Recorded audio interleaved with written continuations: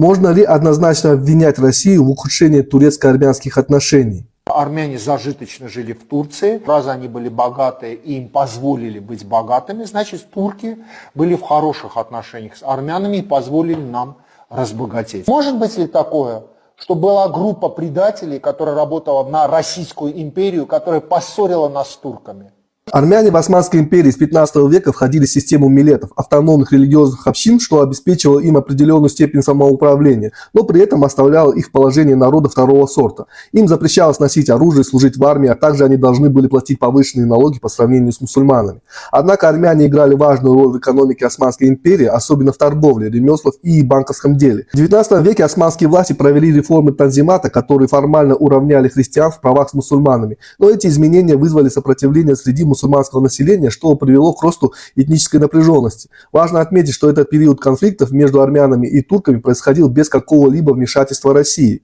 Конфликт между армянами и османскими властями обострился еще в XIX веке. В 1894-1896 годах султан Абдул-Хамид II, опасаясь роста армянского национального движения, организовал массовые убийства армян в разных регионах Армении, включая Битлис, Ван, Эрзурум, Трабзон, Мараш и другие города. Эти события стали реакцией на деятельность армянских националистических организаций, таких как Дашнак Цутюн и Гынчак, которые добивались автономии или независимости. Однако османские власти использовали их существование как предлог для широкомасштабных репрессий против всего армянского населения. В резне участвовали регулярные османские войска, полиция, а также курдские ополченцы, которым было разрешено грабить и уничтожать армянские деревни. Историки оценивают число жертв от 100 до 300 тысяч человек, что подтверждается дипломатическими отчетами западных стран, включая Великобританию и США. Эти события происходили без какого-либо вмешательства России и были вызваны внутренней политикой Османской империи. Спустя несколько лет, в 1909 году, произошла резня в Адане, где погибло около 30 тысяч армян. Хотя младотурки свергли Абдул-Хамида II и провозгласили равноправие народов,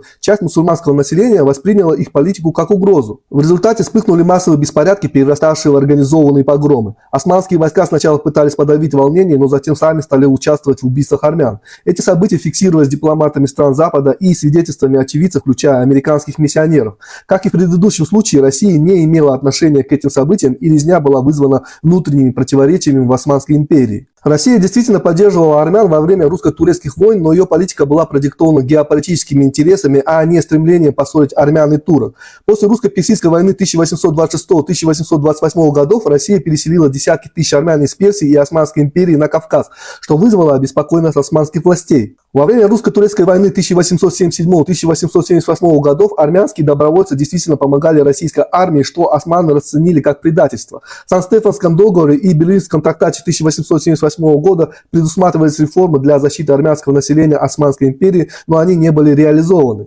Впоследствии армяне стали восприниматься османскими властями как потенциальные союзники России, что способствовало усилению враждебности к ним. С началом Первой мировой войны в 1914 году Османская империя вступила в войну на стороне центральных держав, а Россия оказалась в числе ее врагов. В январе 1915 года османские войска потерпели тяжелое поражение в битве при Сарык-Камыше, после чего османское руководство обвинило армян в измене. В результате армянские солдаты, ранее мобилизованные в османскую армию, были разоружены, переведены в рабочие батальоны, а затем ликвидированы. 24 апреля 1915 года османские власти арестовали сотни армянских интеллектуалов, политиков и общественных деятелей в Константинополе, что означало начало геноцида армян. Этот день официально признан Днем памяти жертв геноцида. Османское правительство использовало участие отдельных армян в добровольческих отрядах России как предлог для организованного тотального уничтожения армянского населения. Однако архивные исследования показали, что планы депортации и уничтожения армян были разработаны еще до активного вооруженного сопротивления с их стороны. Под руководством Талат-Паши, Энвер-Паши и Джемаль-Паши османские власти организовали массовую депортацию армян в сирийскую пустыню, где сотни тысяч людей погибли от голода, жажды и нападений бандитов.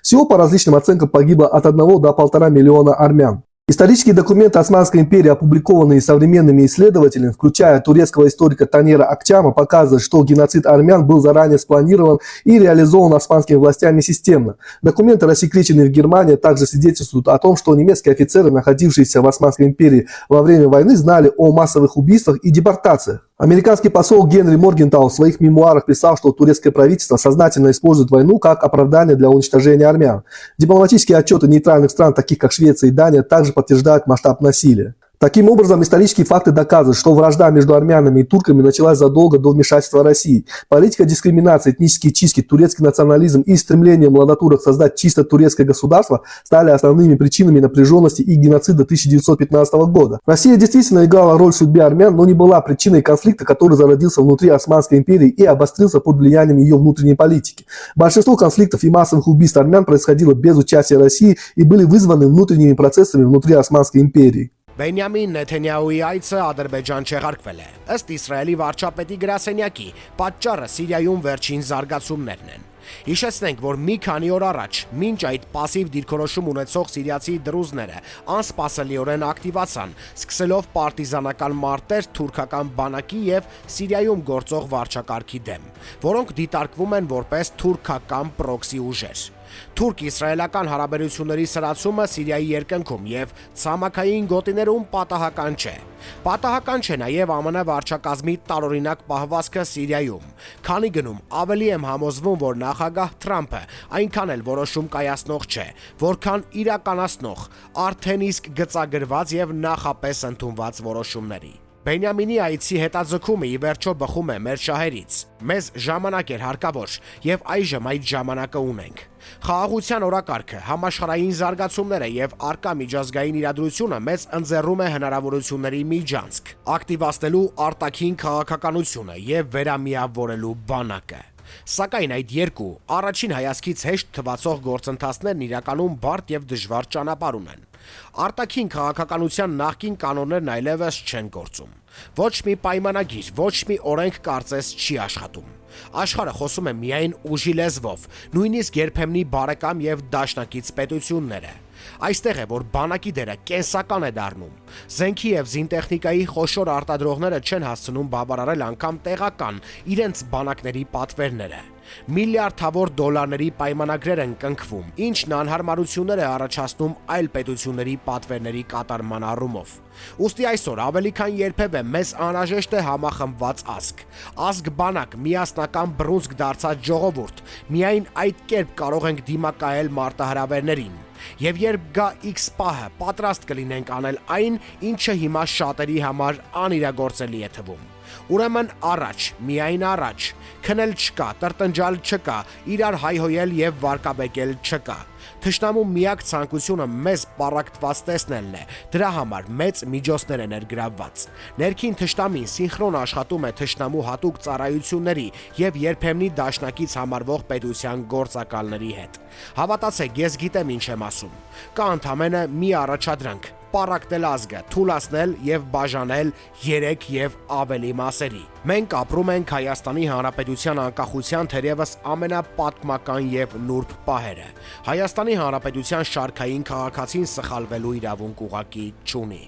Գրել է Հրանտ Միքայելյանը Facebook-յան իր էջում։ Թուրքիայի նախագահին առընթեր ապատեղեկատվության դեմ պայքարի կենտրոնը տարածել է հայտարարություն, նշելով, որ իրականությանը չեն համապատասխանում տեղեկությունները, թե Անկարան թույլ է տվել Իսրայելի վարչապետ Նեթանյահուի օդանավին թռիչք իրականացնել Թուրքիայի տարածքով։ Իսրայելի վարչապետ Բենյամին Նեթանյահուի մայիսի 7-ին Ադրբեջան այցի համար Թուրքիայի օդային տարածությունը բացելու մասին խոսք անգամ լինել չի կարող, հայտարարել է Թուրքիայի նախագահին առընթեր կենտրոնը։ Սա իսկապես շատ ուշագրավ հայտարարություն է, եթե հաշվի առնենք, որ այն հնչում է մի քանի օր անց այն տեղեկություններից, որ տարածել էին ադրբեջանական քարոզչամիջոցները, ընդ որում այնպիսի հնչեղ վերնագրերով, թե Էրդողանը նվեր է մատուցում Իլհամ Ալիևին, բացելով օդը Նեթանյահուի համար, կամ Էրդողանը հանուն Ալիևի բացում է Թուրքիայի երկինքը Նեթանյահուի օդանավի համար։ Հիմա երևի ադրբեջանական քարոզչամիջոցները պետք է գրեն, որ Էրդողանը փչացնում է Ալիևի տոնը։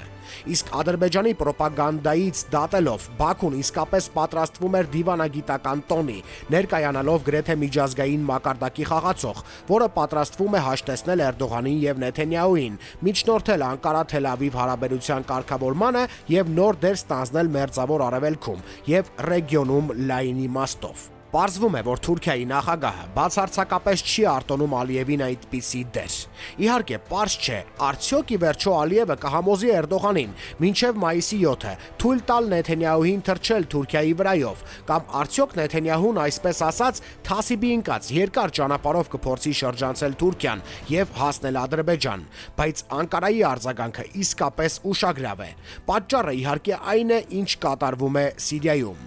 Իսրայելը նախորդային հարվածներ հասցրեց Դամասկոսին եւ ավելի ու ավելի հանդուգն եւ հավակնոտ ռազմական գործողություններ է իրականացնում Սիրիայի ուղղությամբ, ըստ էությամբ հարվածի տակ դնելով Անկարայի ոչ միայն դիրքերը Սիրիայում, այլ միջազգային հեղինակությունն ընդհանրապես։ Իհարկե չի բացառվում, որ Ադրբեջանում ռանդևուի սպասումով Նեթանյահուն փորձում էր Սիրիայում ամրապնդել դիրքերը Էրդողանի նկատմամբ, գուցե այն բանից հետո, երբ Ալիևից հավաստիացում է ստացել, որ օդը չի փակվի Նեթանյահուի օդանավի համար։ Հատկանշական է, որ Անկարան արձագանքում է ադրբեջանական պրոպագանդայի տարածած տեղեկություններից 2 օր անց, այլ ոչ թե անմիջապես։ Այսինքն դա նշանակում է, որ հնարավոր է եղել նախնական համաձայնություն եւ միայն Իսրայելի հանդգնությունից հետո Էրդողանը որոշել է պատասխանել կոշտ։ Սա նշանակում է, որ Սիրիայում թուրք-իսրայելական բախումն ուժգնանալու է եւ վերածվելու է առնվազն պրոքսի տրամաբանությամբ մեծ պատերազմի։ Իլհամ Ալիևի համար դա կլինի արդեն ոչ թե փչացած տոն, այլ նույնիսկ մղձավանջ։ Նյութի աղբյուր, Առաջին AM։